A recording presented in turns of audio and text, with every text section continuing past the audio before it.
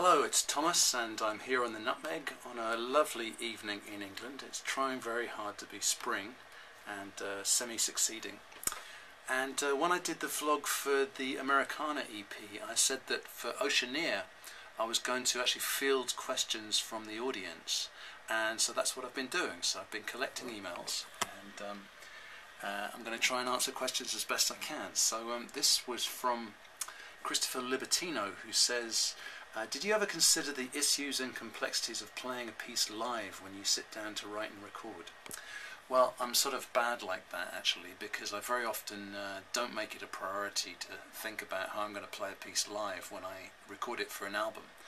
In the case of Oceanea, on the other hand, this shouldn't be too bad, too hard to do, because the basic keyboard part to Oceanea is relatively simple.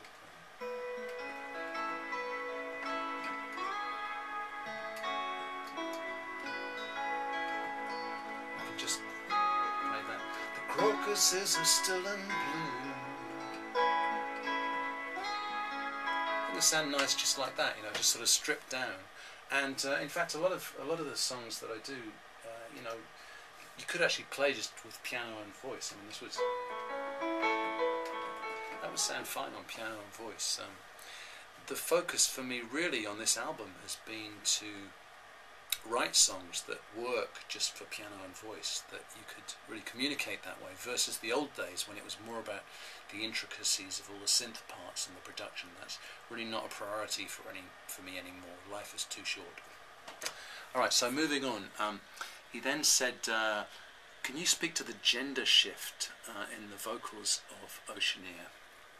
Well, it's interesting. I mean, Eddie Reader is a guest vocalist on the album, and Louise Harrison actually asked me how that collaboration came about.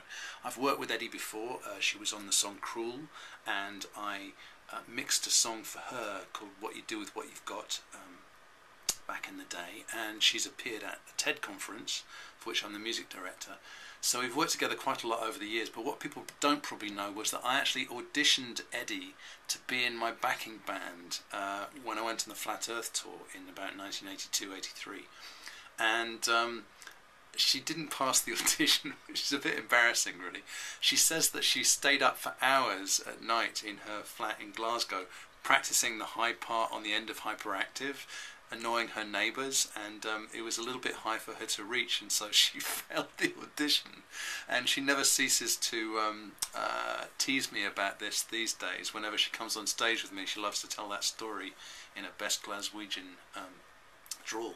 So yeah, so I got Eddie to come in and sing on Oceanea and be the voice of my mother, and it was very important to me that this sort of maternal voice echoed back to me the sentiments in the song.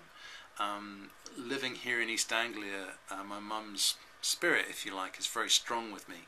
Not that I'm religious, it's just really the memory and the legacy that she left me and the love that she gave me for this place. She'd be very pleased that I've returned to East Anglia, to my home. And I wanted Eddie to sing the voice of my mother, which she did. And she did beautifully. And it's a bit of a cheat that she has a Scottish accent, because my mum was very English indeed. Nightingales sang above my mother's tomb is a gorgeous and evocative lyric, says Christopher. And he says, is there anything autobiographical about it, or is it pure invention? Well, I mean, it's really from my imagination. I think a lot of my lyrics do come from that place where my real life experience I sort of fictionalise somewhat and make it into poetry as best I can. In the case of this, you know, I mean, I don't remember whether birds were singing when we had my mum's memorial service, but in my memory I think of it as a happy occasion, and I try and think of, you know, her memory as being something that is a bright and powerful thing for me that inspires me to go forward. Christopher also asks whether any of the images in my lyrics come from dreams. I think in a way it's an artist's role to articulate the dreams that humanity has, to try and make them real. I think everybody dreams wonderful things, but often life is not as rosy as that, so it's sort of the role of music to paint a rosy picture. Stephen Caulfield asks, so my question is, how did you achieve the two different vocal sounds for yourself on Oceanea? I really like the contrast between the slightly otherworldliness of the first part compared to the warmer, powerful second part. Well, Stephen, not to give away too many trade secrets, but basically I start off by getting a vocal that I like, that has approximately the right tone. And I sing lots and lots of different vocal takes, and I comp them together. I think in my previous vlog about the Mark Knopfler guitar parts, I explained some of the comping technique that I use. I get a vocal that I like this. Cannonballs ricochet around the room. And then the first thing I look for is a good compression sound. And compressing, for those of you who don't know, is a way of sort of leveling out the volume within a sound. And this is a software compressor that exists in Pro Tools. And if I feed the vocal through the compressor and I start to push up the level, you'll see the needle here will start to edge down a little bit, which means the compressor is actually sort of squashing it down. So I'm going to push up the input and bring down the output a bit. Cannonballs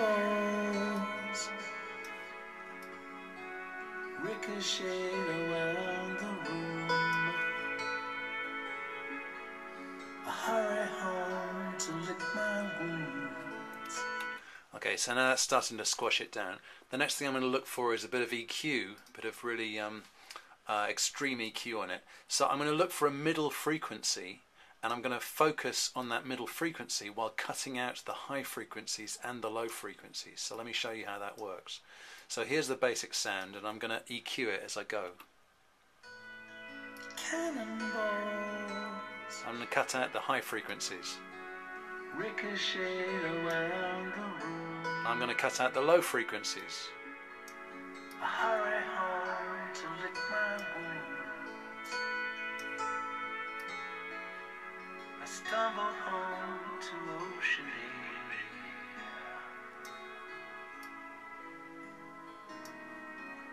A nightingale sang above my mother's tomb. Twilight in the afternoon, I stumble home to Oceanea. Okay, so that's more or less how I get the basic tone. Now, a lot of people on my forum thought that I used auto-tune on this song, which has sort of a bad connotation, kind of a bad sort of X-Factor sort of connotation. Well, I have to say in all honesty, I didn't use any auto-tune on this song.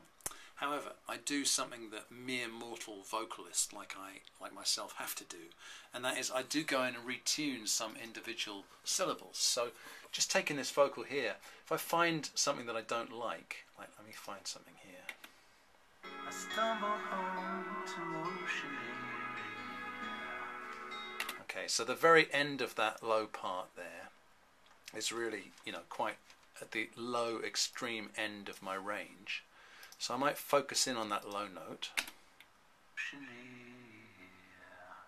and decide the very end of that note there was a little bit sharp. I can retune it. Here's the note right here. It's basically this bit in here is the bit that's a bit sharp. So I can then go in and retune that individual syllable, just previewing it like this.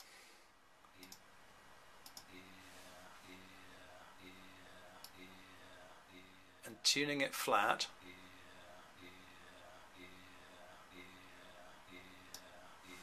Until I get it the way I want it. Then I process that bit, and now the overall part sounds like this. I stumble home to Oceanea.